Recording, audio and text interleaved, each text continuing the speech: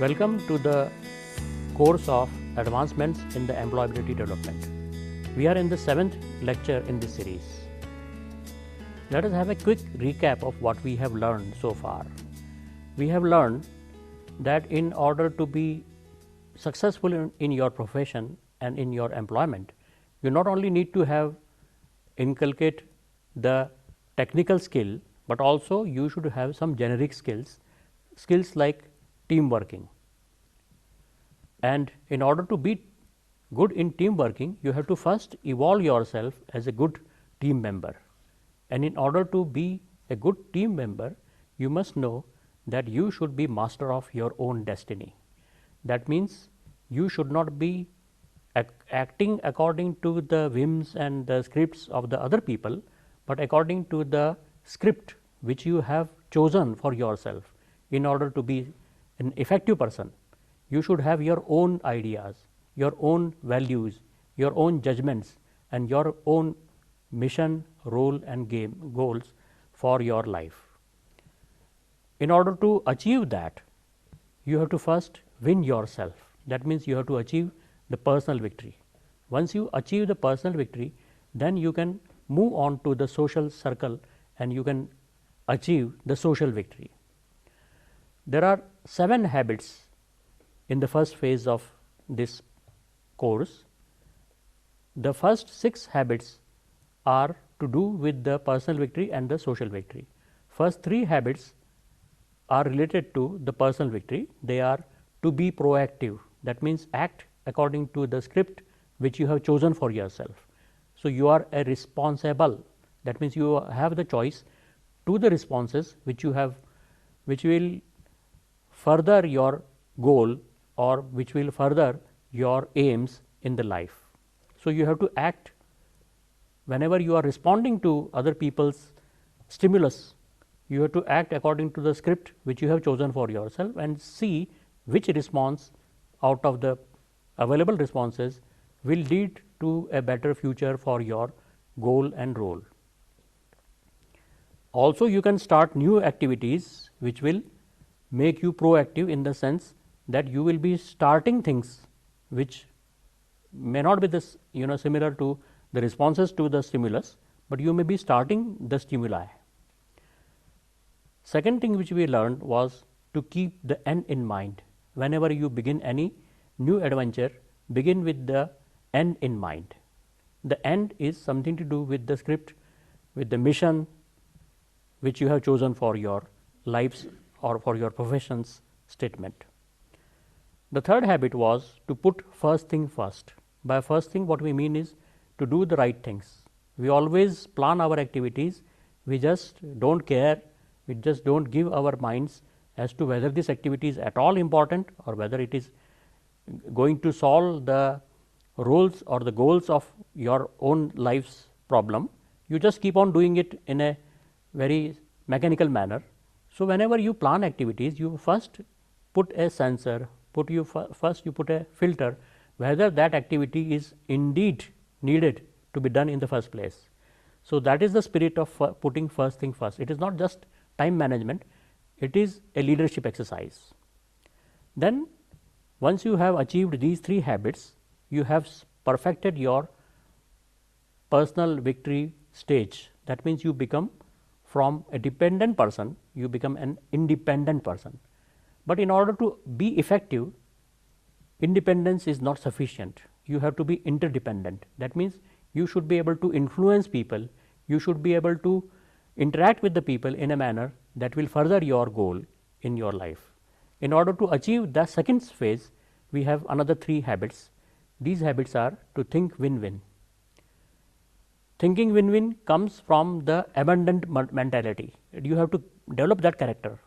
You have to think that there are sufficient resources available. You can win and I can win. It is possible. Whenever the resources are limited, when only one bread is there and we have a number of people to feed, then only one of the person will be fed properly and others people will not be able to feed themselves properly. But when there is an abundant mentality, then you can create resources, you can create the goals, you can create the opportunities, And in terms of the opportunities, you become self-sufficient. You are also winning and that person is also winning, nobody is unsatisfied. So, that should be the goal. Whenever we are talking about the effectiveness, we should think in that particular manner. We have had a complete lecture on the win-win. The next habit which we learned was to seek to understand first and then try to be understood. Normally, everybody is in a hurry to tell his own ideas, his own concepts, his own feelings, and it doesn't care whether the other person is in the mood to listen or not, or he doesn't care whether the other person, what other person has to say about it. So, in order to, whenever somebody has to do the things first, so if you are in a position, you invite other people's opinion, other people's ideas, other people's feelings, and then listen to them in an emphatic manner. With the with empathy, you have to listen to them, then you will be able to build your trust. We had talked about an emotional bank account. Whenever you seek to understand first, whenever you listen to it in a empathy, with empathy, you are able to build the trust in a unprecedented manner. What happens when people have perfected these habits is that is the essence of the sixth habit, that of synergy. Synergy means the whole is more than sum of the parts. That means 1 plus 1 is not equal to 2, it can be 4, it can be 5, it can be 1500. What is the meaning of that? Is that when the parties learn the situation of the other people, when they care about the other people, when they care about everybody in that organization or in the family, then they act in a manner that fulfills everybody's expectation, but it gives more, because in the end the trust and the cooperation level between the parties will be increased like anything, and in the next opportunity people will have much better understanding of each other's situation. So, we have given a number of examples about the synergy, how the synergy is built and what is the meaning of synergy. Now that we have talked about these 6 habits in greater details, we are now considering the 7th habit, and that 7th habit is sharpen the saw. It is the habit of balanced self renewal. Consider a case when a person goes to the forest for walking and he sees a person who is trying to cut a tree and he is taking too much of pains, too much of labor, too much of time. Then he stops there and he asks the person, what you are doing? He says that I am cutting the tree. He says that if you wait for some time and if you sharpen your saws, because your saw is not working properly, because it is not in the right shape, it is not in the right order. So, if you just sharpen your saw, probably you will be able to cut your tree in a much faster manner. The person replies that I do not have time to sharpen the saw, because I have to do this exercise in a fast manner. I do not have time for sharpening the saw. So, this is the message of the renewal for us. We are normally too much busy in solving our own problems. If we wait for 10 to 15 minutes, if that person had spent another 15 minutes just to sharpen the saw, maybe whatever tree he was cutting, he could cut it in a much lesser time, with much lesser effort, with much less efforts on his part. So, that is the message of the 7th habit, that we must periodically renew our own resources, our own mentality, our own thinking. We should reorient it, we should rededicate ourselves to the mission which we have chosen to follow. Now, whenever we are talking about individuals and organizations, there are 4 basic dimensions of a personality. These dimensions are the physical dimension, the mental dimension, the emotional dimension and the spiritual dimension. We can talk about hand, heart, head, and a general thing which we call as the spirit. The meaning of spirit in Indian culture and Indian literature, and that in the Western culture and Western literature, there is a little bit difference. So, if you understand the meaning of spirit from the concept and from the culture of the book, probably you would be able to benefit more. In Indian culture, when we talk about the spirit, we talk about something, some sort of a nothingness. We say that in Indian culture, we say that the essence of a person is the spirit, and that spirit is defined as something called Atma or Brahma, which means that it has only one attribute, and that attribute is that it does not have any other attribute. So, this is the spirit, concept of spirit or concept of the essence of a person in Indian literature. But if you see the Western literature, the concept of spirit is different over there. The concept of spirit is something which is the guiding, which is the guide of your own personality. Whenever you act, whenever you move your hand, whenever you think, whenever you calculate, whenever you read, whatever mental, physical or emotional activity which you do, it is driven by some agent, and that agent is called as the spirit. That is, that spirit is the knower of right and wrong. It knows what is right and what is not right. It is something similar to conscience. Conscience is, or wisdom, which is to know the difference between the right and wrong. So, it is in that sense that we are going to talk about spirit.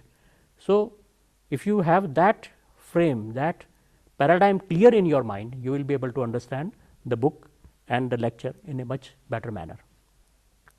So, we said that there are 4 dimensions. The first dimension is the physical dimension, that you are having a body. If you do not have the body, you will be dead, and if you are dead, you will not be able to pursue your mission or your vision. There is nothing to talk about. So, first at the core is your physical being, your physical existence, your hand which does the thing, your physique, your body. And as I have said that there are 4 dimensions, corresponding to each dimension there is a mission or there is something which you should achieve. So, there are 4 dimensions: physical, mental, emotional and spiritual, and to these 4 dimensions we have the 4 goals as a general being. First is to live, which corresponds to the physical reality. Second, for mental, we have to learn. The goal, the essence of mental dimension, the goal for that is that we should learn. Third one is the emotional dimension, that is, and the goal related to that is love. That means we care. We have seen in all these 6 habits that we try to teach ourselves to care about the other people, to love the other people. So, there is, if you talk about only one principle of morality, that principle is to love other people. If everybody in the world loves one another, there would be no crime. You do not steal from your daughter or your son, because there is a oneness between you and your daughter or your son. You do not steal from the people whom you love. You do not do anything which will harm them from your mental point of view. So, this is one of the principle or one of the goal is to love, that corresponds to the emotional dimension of our personality. The 4th dimension of our personality is the spiritual dimension, and the goal which corresponds to the spiritual dimension is to leave a legacy. Once there will be a time when we will not be there, when we are dead. After we have lived our life, what is it which we have given it to the society? What is it which we have given it to our posterity? Is it something to remember by? That is something which we have to keep it in our mind. We will be talking about these things in more details in our next lecture, and whenever we will be talking about the 8th habit. But we keep in mind these things, then we will be able to move better in order to renew our resources, in order to review and to rededicate ourselves to our goals.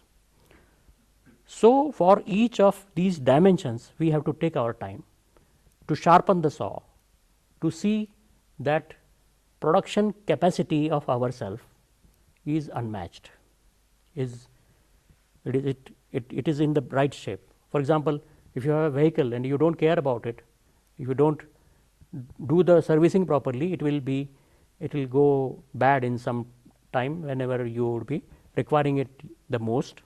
At that time you will understand that the vehicle is not working properly.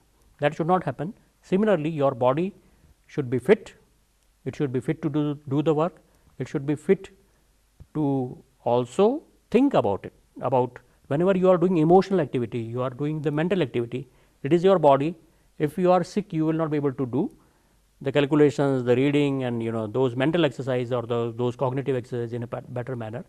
So, you have to be fit, you have to keep on doing the mental activities which will keep your emotional and your mental fiber in place.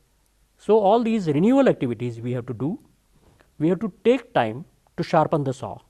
Let us say quadrant 2. What is the quadrant 2?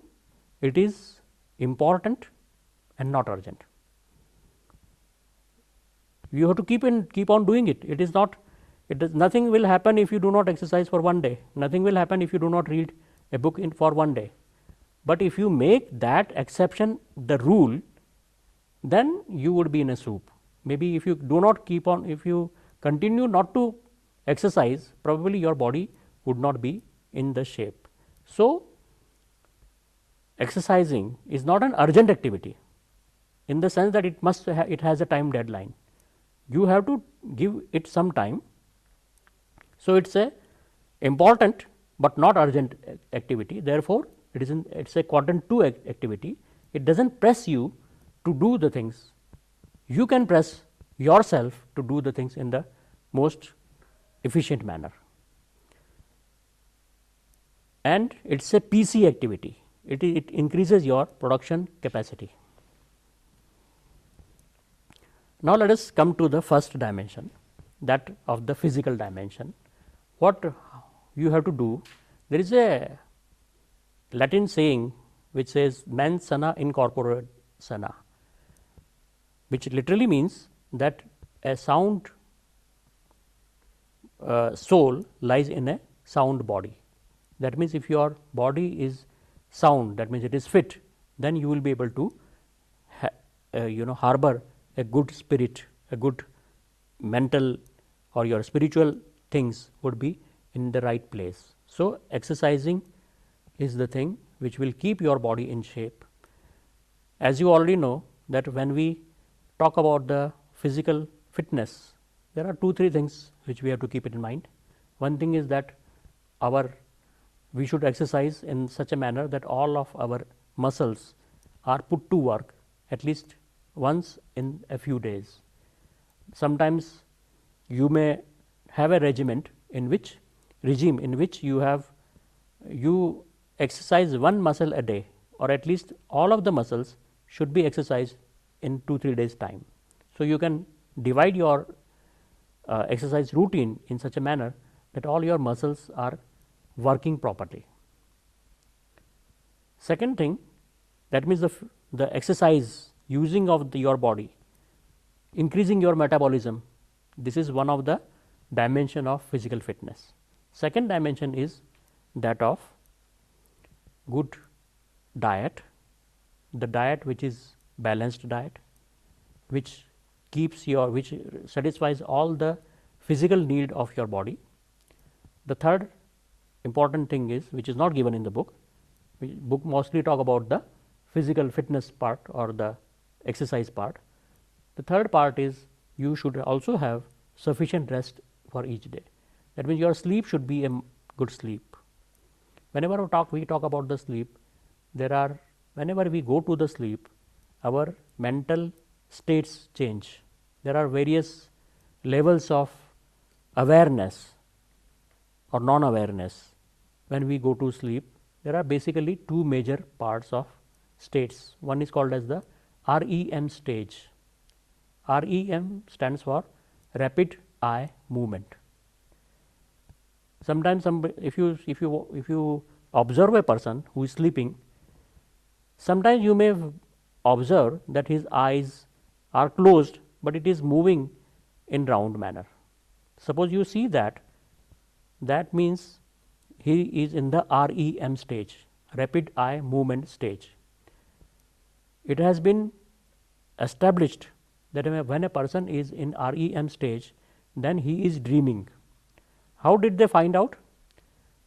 They had a number of volunteers, they were put to sleep and they observed the person, and whenever the person goes to the REM stage, they woke him up and they found that 70 to 80% of the people said that they were dreaming. They could recollect the dream.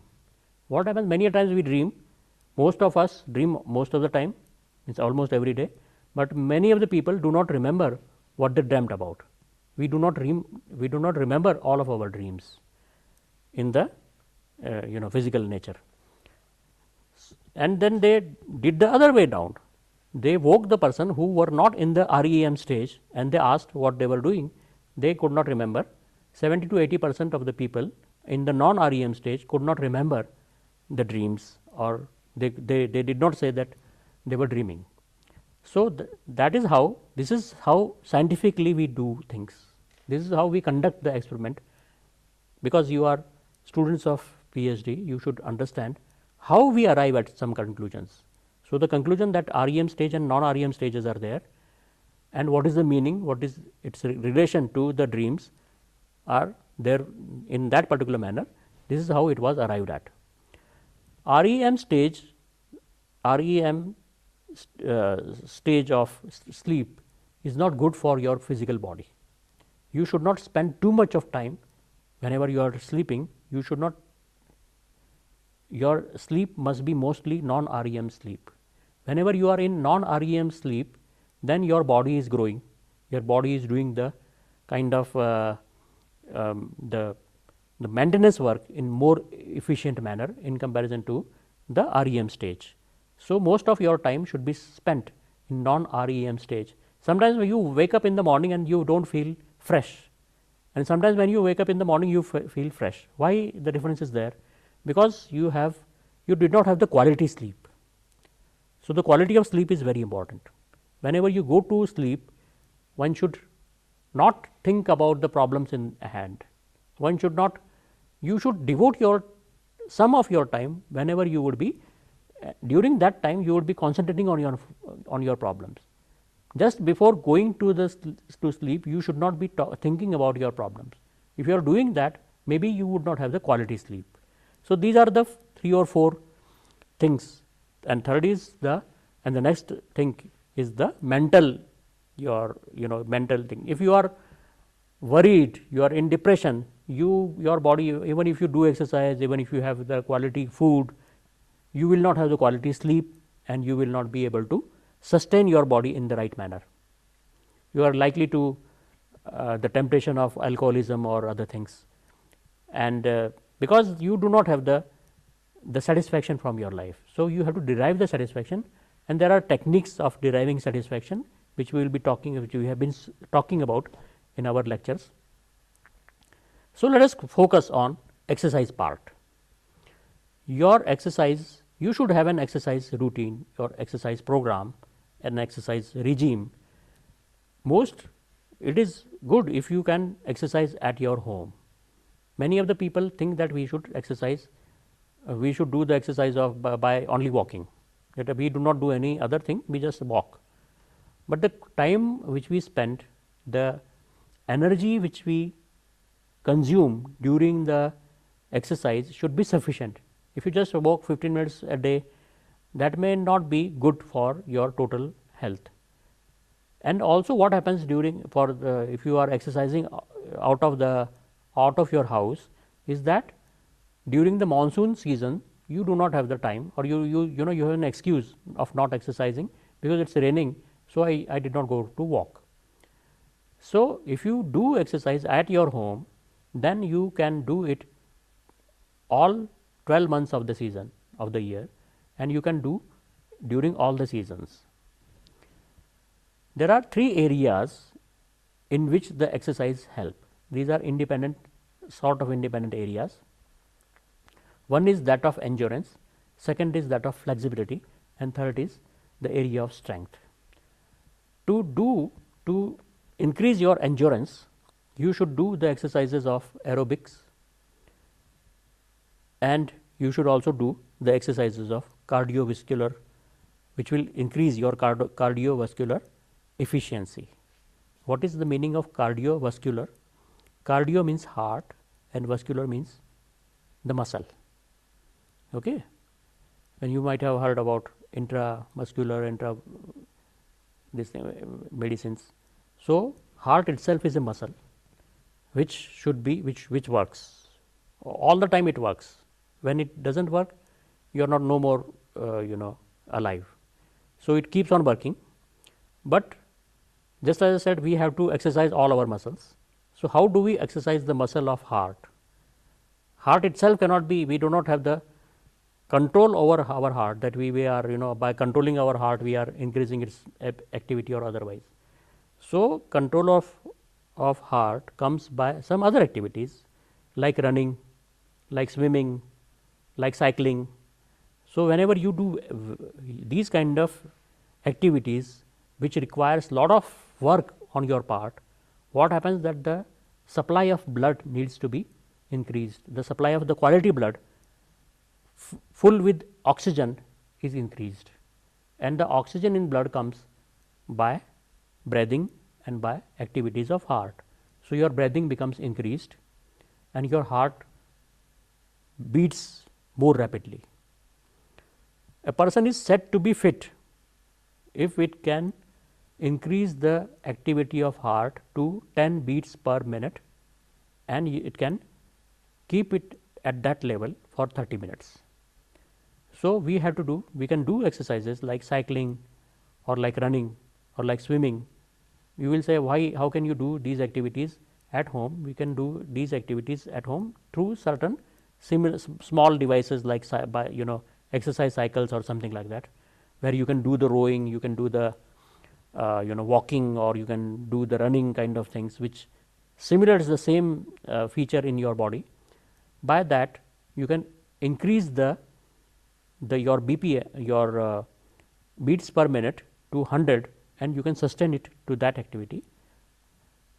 There is also one concept which has been given in the book, is the ability of heart to beat. A person is, what is the maximum capacity of heart beats is, there is a formula that 220 minus your age in years, that is the maximum capacity of your heart to beat, and you should be 60% of that is the it is the basically the threshold at which you can keep yourself. Whenever you are doing the exercise, you can keep the threshold at 60% of that, because if you are moving too much to the extreme, probably you may end up with some problems. So, we do not want the problems to come in. So, we say that 60% of that maximum limit you can do, and for age of 40 or 50, it comes to around 100 beats per minute, 108 or 110 beats depending on your age. So, we can do the exercises which will increase our endurance through the aerobics and through the cardiovascular exercises. Flexibility comes through stretching. When you do the stretching, whenever we do the exercises, normally there are 3 parts of the exercise. One is called the warm up, second is the basic feature, and third one is the cooling down. So, during the warm up and during the cooling down, we do the flexible things. So, since you are starting from rest to a higher level of muscular activities, so you are, in order to achieve that, you do the warm up, and during the warm up you do the stretching and things like that. And after you have done the exercise, again you have to go to the rest part. So, whatever muscles you have pulled, muscles you have exercised, those have to be rested, and those are rested during the cooling down part. So, stretching is something which increase your flexibility. If you have the flexibility, you will be able to use your body in a right manner, in the way it is supposed to work for most of your time. Then comes the strength. It is not necessary that everybody should have the strengths. Depending on your profession, you may or may not require the quality or the quantity of strength which you wish to. It can be done through push-ups, through sit-ups, and through working with weights. So, depending on your profession and your how you want to look, you can choose these activities. Whenever we exercise, your patience, whenever you exercise your patience beyond your past limit, the emotional fiber is broken, nature compensates, and next time the fiber is strong. I am quoting it in the context of an exercise. He has given an example where a person is a friend of him. He told him that you stop me when I give you the signal. So, he was lifting a weight and he was resting, he is doing a weight exercise. So, it looked as if he was doing too much of it. So, the author became very concerned and he wanted to stop him, but he stopped at the point where he might have crossed his limit by many times. So, then he asked why you did not stop in the beginning. He said that whenever I am trying to build a toned body, I am trying to build my muscles, and I can do it only if I exercise far beyond my actual ability. So, he puts himself into very height of the test. So, whenever he pulls his whenever he uses the weights, the muscle is it gets constrained, it becomes exercised, and then it pains because the fibers are breaking. So, if you do it for a very long time, then many of the fibers would be broken, and whenever you take rest during your renewal of your body, during night times when you are sleeping probably, those muscles, those fibers are rejoined, and whenever they get rejoined, the nature overcompensates for whatever losses were there. So, if fibers have been broken, they are broken with more strong things. For example, suppose you are having a home and you know that some windows are not in the right manner, or they are weak, they need to be strengthened. What do? You will take out that window and you will put a more strong window over there. Same way, nature thinks that this fiber which you have broken, this muscle which you have put into problems, it needs to be compensated, but it will say that okay, last time I did it, but it was not a good job, so let me do it in a better manner. So, nature will overcompensate for whatever were the losses, and when it does the overcompensation, your body looks more fit. Those people who do the weights and those kind of exercises, you see a marked difference between their bodies and the other people's body. That is because of this phenomena of nature's overcompensation for the losses during the exercises. Similarly, whenever you do the exercises of your mental or emotional sector, you incur some pains, and whenever you incur some pain, your nature, the nature is going to overcompensate for it. So, if you have taken the pains, next time you will feel less pain, next time your emotional fiber would have become more stronger. But it should not be done right from the beginning. Most of the people, what they do is they do not do exercises, and one fine morning the wisdom dawns upon them. They think that they should exercise, and then they say they make a plan, and they expect too much from from their body. So what happens is they become tired too much. So and then they leave the routine. So there is the net gain is negative. So we should not do that kind of thing. In the beginning, you should have less or smaller target and keep on increasing the target further and further. So we should keep in mind that exercising is something which we will be doing all our life and in many stages, and we will prioritize, we will phase them according to the signal from our body. If you are feeling the pains or if you are feeling that something is not working, you will change your routines. And exercise builds the first habit, muscle of proactivity. Now we come to the sort of last dimension. Physical dimension was the first dimension. We are thinking not in the sequence for certain reason. First we talked about our body, which is the vehicle of the spirit, which is something on which everything else depends. Then we are talking about the final dimension, the dimension of the spirit, which is the basically it is the driver of the vehicle of body. So in order to build your spiritual dimension, you can do a number of exercises. Actually, when you build the other dimensions, you are helping to develop the spiritual dimension.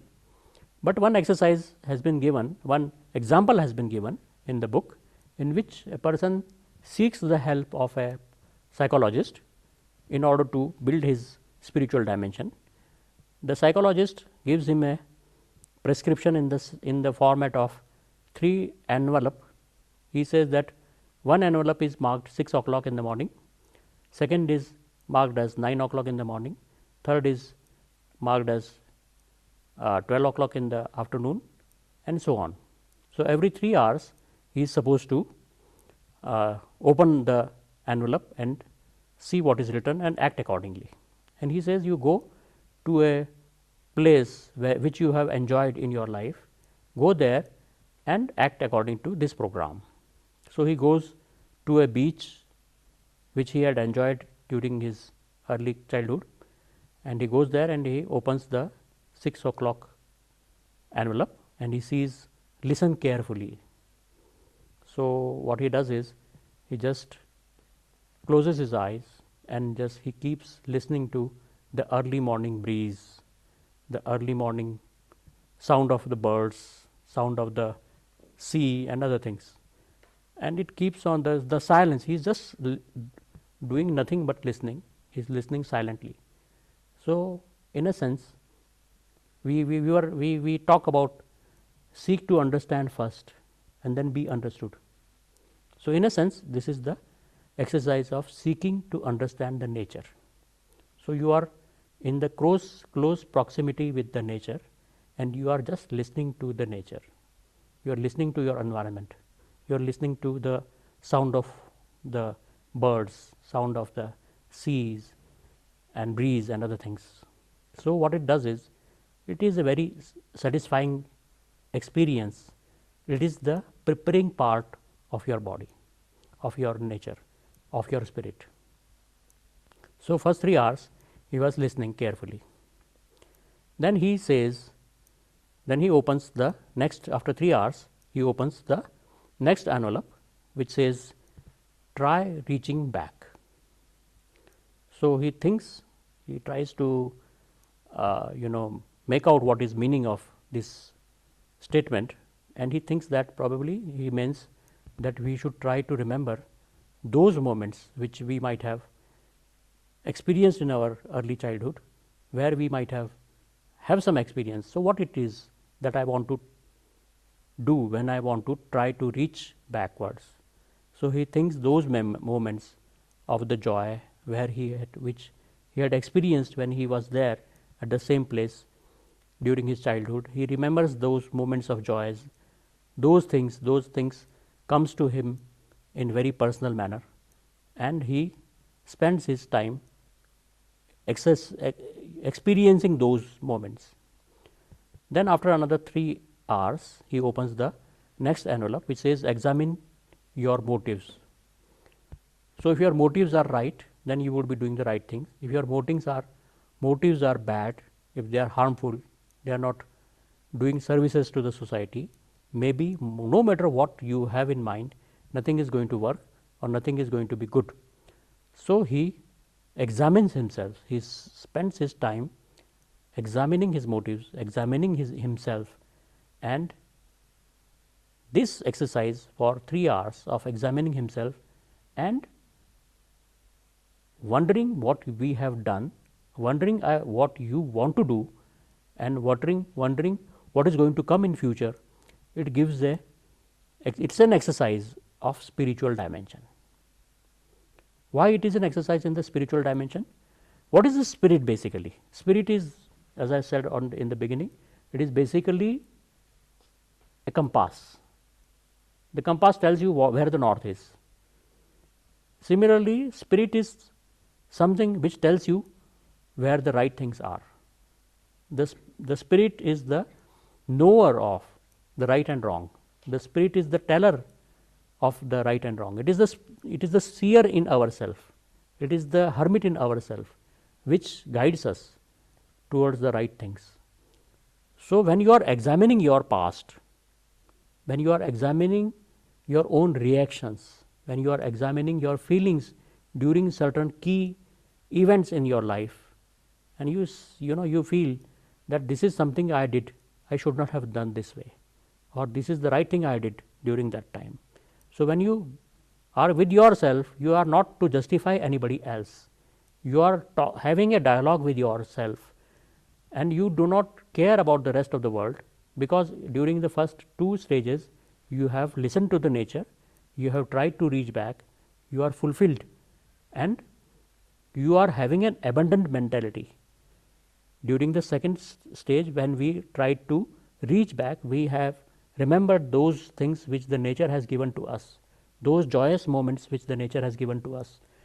It tells us that we are counting our positives, we are counting our aces, and then you feel that nature has given sufficiently to me, and now you are examining your motives. Then you are indirectly sensing, you are asking yourself, the nature has given me so much, how much I am giving to nature, how much I have given to the rest of the world.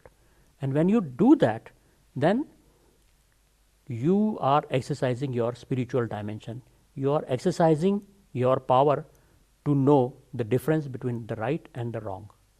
And when you do it for 3 hours, you have a very spiritual experience. You have an experience which you might have never experienced in your life, because you never have the time for yourself. How many of us do this kind of exercise for a day? How many days we have spent in our life, and how many days we have given ourselves to do these kind of exercises of examining our motives, trying to reach back or listen to the nature. Once you have done that, once you have a very unique kind of an experience, then comes the 4th envelope which says write your worries on the sand. Now, once you have gone through these exercises, we will be coming to these things again during our 8th habit, but let me give a flash forward to our 8th habit. There is a story of a writer who was a very successful writer, and most of the writers have a writer's block. What is the writer's block? That you have a piece of paper, nothing written on it, you have to complete a novel, you have not done anything, you have not written a single word, and there is a block in your head that I will not be able to do this job. You feel this kind of a complex, that is called as the writer's block, that I will not be able to write it, I do not know what is to be written, what is to be done. So, he was facing a writer's block, he was not able to, and then there were pressures from home, there were pressures from his financier, there were pressures of the financial problems, that people, somebody was asking for the rent or something like that. So, he is going through certain bad patch.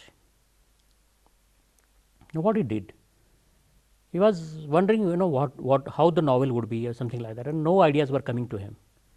So once what he was during around midnight's time, he was walking in the street of the city, and he found few people, few small kids running around.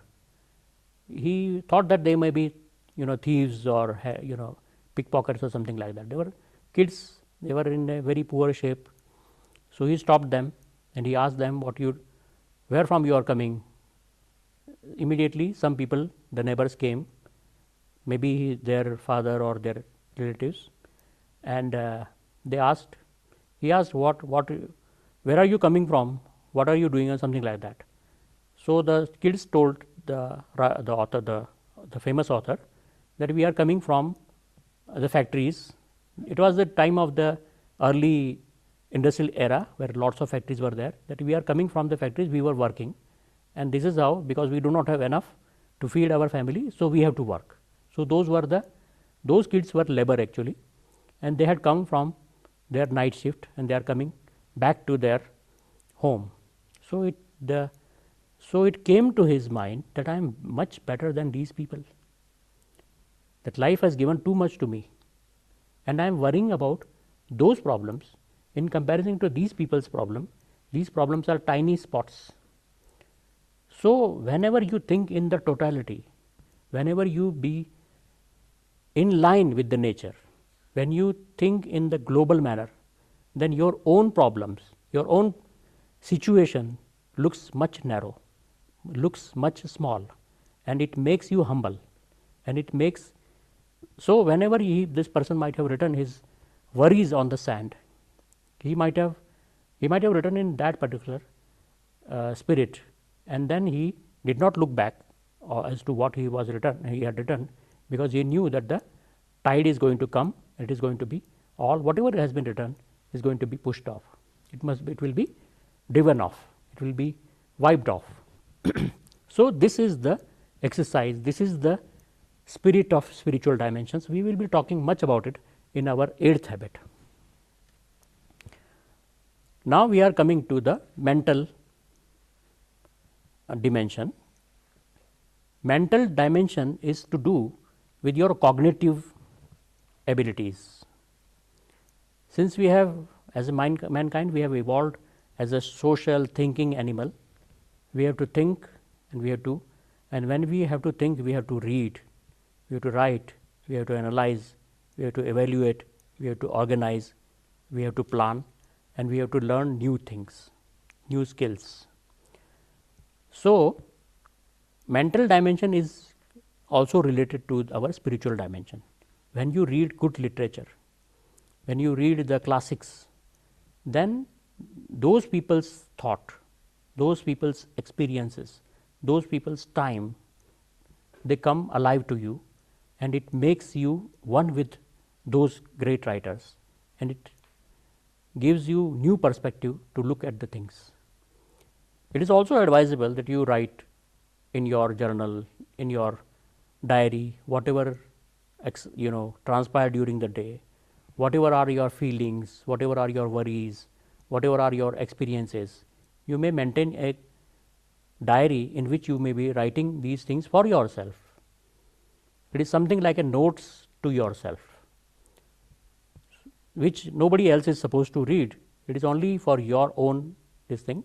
Whenever you in later part, maybe you will examine yourself whenever you will be reading into those diaries. You can do the analysis of your problems, you can evaluate, you can organize your days, you can plan, and you can learn new things. These are how the mental dimensions may be stagnant. It is one good quotation has been given in the book, that someday in the future you will be wrestling with the great temptation or trembling under the great sorrow of your life, but the real struggle is here now.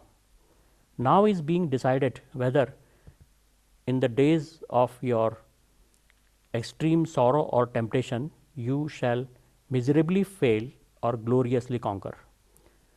So today is the day in which there is a lot of literature in the in the library which tells the importance of being present in the moment, to catch the day. Corpus diem is the word for, in Latin, to catch the day. That means, because today is the time, now is the time which is only there in which you can act. Past has gone, future is yet to come, but now is the time in which you can do something which will make your life in the future a better life or a worse life. So, this is the basically essence of being present to the present moment. Being present in the sense, be there, experience the reality of this instant moment. So, if you do whatever you do today and just now is something which is going to decide how future will be, whether during your bad times you will be able to sustain the pressures of the problem or not. We are going to talk about the social and emotional dimensions in the end. Why we are doing this thing is that in essence, how do you exercise your emotional dimension? In essence, whatever exercises you do to make your physical fiber strong, make your spiritual dimension strong, we know how to do it, is that to exercise on it, keep on working on it. And social and emotional dimension is basically the crux of the whole exercise. All the six habits we have seen so far are to build your emotional dimension, are to build your character, are to develop your social angle. In our first three habits, we have developed our own character. In the next three habits, we have developed our social angle, our social aspect. So, that is why we are keeping the social and emotional dimension for the end. That whatever you have learned in this particular first habits to 6 habits, when you continuously do work on them, you are going to make your contribution to the renewal aspect. You cannot have, when you do exercise for your physical fitness, you are doing those activities which are actually not required by the problems or by the life from you. Suppose I am cutting a tree as a profession, because it is my profession to cut the trees. I am working on it because it is my job. But suppose I am cycling for just exercising, it is not to take me from point A to point B. I am doing this exercise just to do the exercise, just to make my muscle work. Similarly, when you did the spiritual exercise of going to the place and do all these things, that is something which you are doing for its own sake. But you cannot do these kind of things for your own sake for the social or emotional dimension as it is. You are doing it as if it is a part of your life. So, all the things you do in your life, basically they make your social or emotional dimension. Habit 4, 5 and 6, they build your social dimension, and habit 4 to 6 are emotional. You need your internal security to exercise them, and the internal security comes from the service, from the help which you give to other people in a very meaningful manner. And this intrinsic security comes from service, from helping others in a meaningful manner. So, when you do these things, you are automatically, if you have a habit of, or you have a mentality of helping others, of the service, then you are going to build this fiber of social and emotional security into your own life. I was told by some of my friends that if you help others, you are trying to solve those problems which you would not have solved otherwise. For example, suppose I was a physicist, I was working as a research person, I was doing my PhD, and I was solving some of the problems which were to contribute to my PhD thesis. Now, there were some friends of mine who were facing some academic problems, and I solved their problems as a friend, as a courtesy. When I did that, I entered into those areas which were not required for my PhD thesis. I did it in order to help them, and in that process I learned those things which I would not have learned if I had not helped them. So, whenever you help them, help others, you are helping yourself, in the sense that you are going through those experiences which are gifted to you by those people who are seeking your hands, your services. So, you keep that in mind, that your own work you do anyway, but when you do the work of the others, you are benefiting in a meaningful manner, that those experiences will contribute to your personality. Scripting others. We have learned the skills, we have learned the habits. Now, what if other people also learn those habits? If you can influence other people, if you can script other people into good things like these habits, then you are going to contribute to the goodness of the society. So, we can do the scripting to the other people, and if you want to script the other people, if you wish to influence other people, the first thing to remember is that they should be ready, they should be receptive to receive. They should be, their antennas should be on. If I am trying to contact you and if your mobile is switched off, I will not be able to contact you. So, your mobile should also be able to receive signal from me, and you will be keeping your antennas on only if you think that there is something good coming to you. You always have an antivirus in your system, so that malicious things do not enter into your system and make it bad. Okay? So, you filter out those malicious things. Similarly, in your life, you have an antivirus, which antivirus says that this person I cannot trust. So, let me be careful, let me evaluate whatever he is saying, let me, or maybe just ignore it. Okay? So, if you want to be influencing, you have to have the emotional trust, you have to build the trust, and you can build the trust by affirming to other people's proactive ideas. Whenever a person is doing good, you affirm it, you say that you have done a good job, you appreciate it by your body language, by your words, by your acts. Once you have this kind of a relationship, when you can script the other people, then you are making other persons responsible and responsible. You are indirectly teaching them that you are having many choices. Whenever you respond, you have a number of choices, and it is your duty to choose the right choice. And when you do this duty, then you would be contributing to your visions. You can help script them as a principle centered, value based, independent, worthwhile individual, and when you do that, you are doing a service to the society, because society requires such kind of people. With abundant mentality, whenever you realize that it is sufficient for everybody, with this kind of mentality, we realize that giving a positive reflection to others in no way diminishes us. Suppose you are thanking others, suppose you are appreciating others. Many times we do not like to appreciate others, because we think that appreciating others means that I am diminishing my value, my self respect, my self image. When suppose I say that you have done a good job as a singer, maybe I am saying that I am not as good singer as you are. So, I am putting myself into a jeopardy.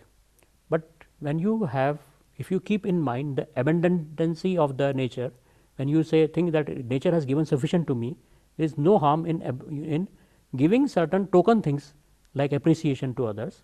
It does not reflect in a negative manner to your own self image, then you will be able to contribute more in the form of affirmations. There is a reference to one exercise which has been given in the book, which I will call as the Pygmalion effect, or it has been called as the Pygmalion effect. What is the meaning of Pygmalion? What is the, how this effect is there? There is a novel called Pygmalion by George Bernard Shaw. It was a very famous novel, very successful novel. Very successful play was written. It was actually a play which was made into a movie called My Fair Lady. The story of the movie is something like this, that there is a lady who is a rustic village woman who wishes to do a good job, as she wants to have a personality of a noble lady, of a queen, or of a duchess or something like that. So, she goes to a linguist, a person who is well versed in language, and that person, he teaches her how to conduct herself in society in a right manner. Society does not care as to what is the content of your words, it only cares as to how you have said it. When you say thank you, without meaning it, society will appreciate that you have said thank you to me. Society will put you the label of a good person, a person with who has the right manners.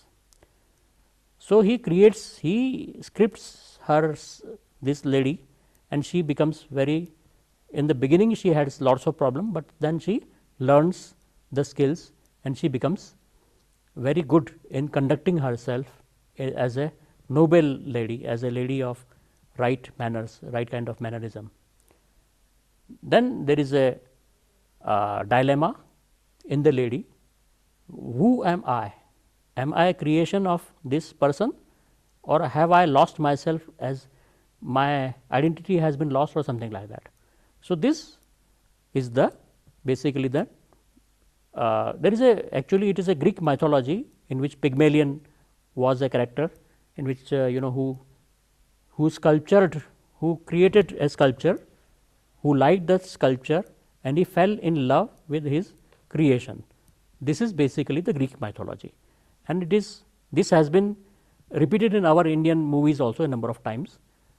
Now, the importance is, suppose I am teaching you and you get taught and it changes your life. Now, what is the identity you have you not lost your identity? This is the kind of question, this is the kind of philosophical question which it poses. But there is more to what meets the eye. Everybody will think that it is the teacher who has transformed the life of that lady.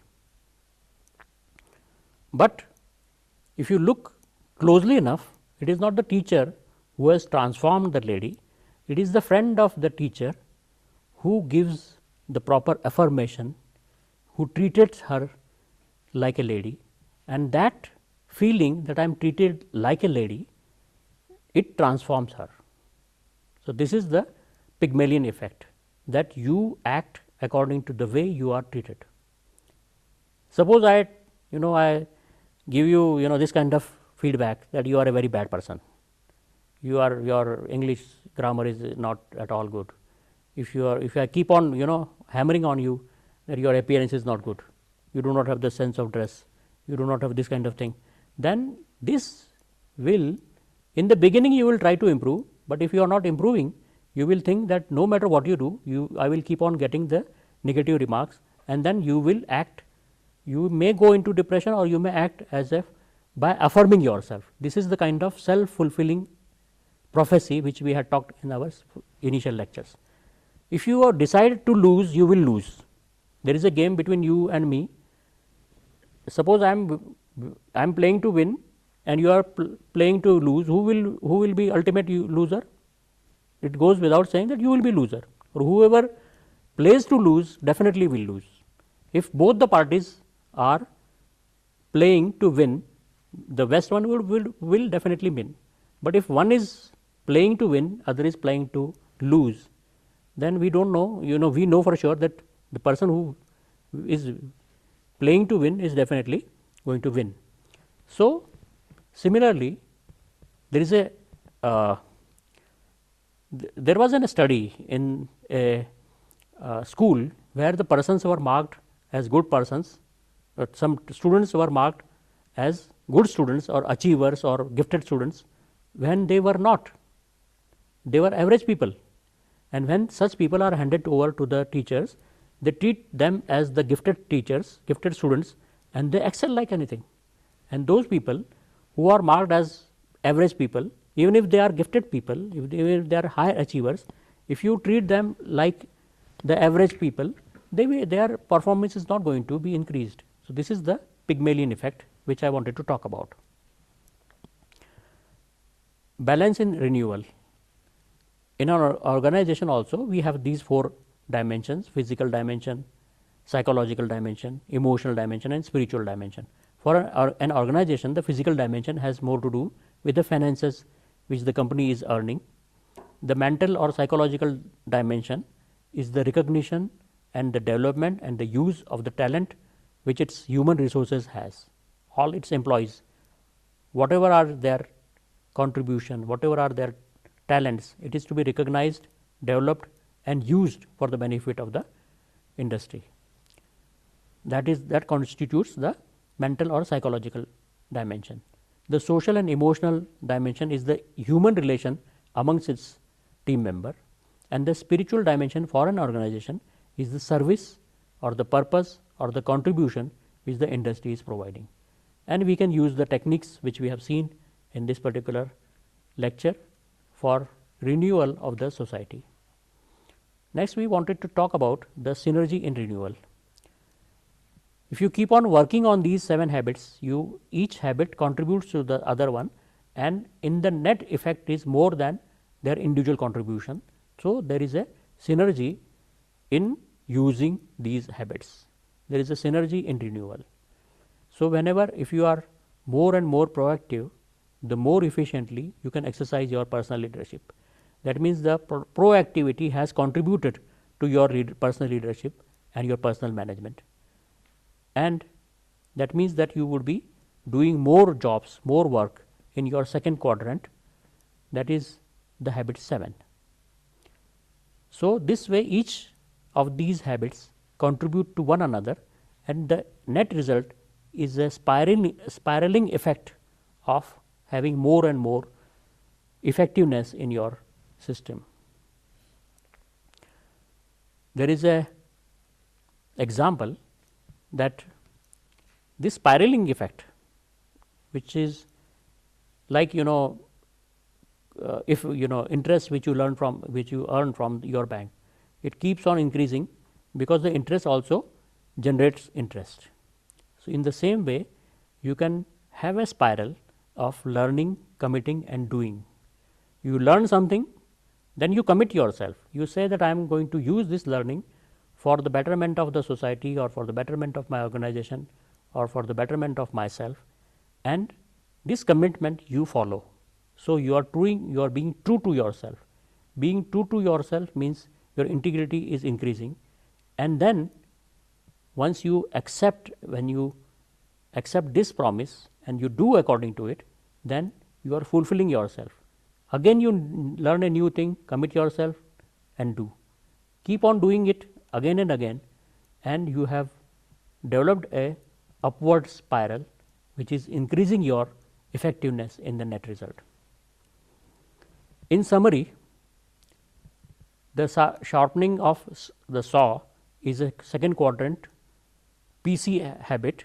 PC means production capability. So, it is increasing your production capability. There are 4 dimensions in personality, that is physical dimension, mental, emotional, and spiritual dimension. The objectives of these 4 dimensions are to live, to learn, to love, and to leave a legacy.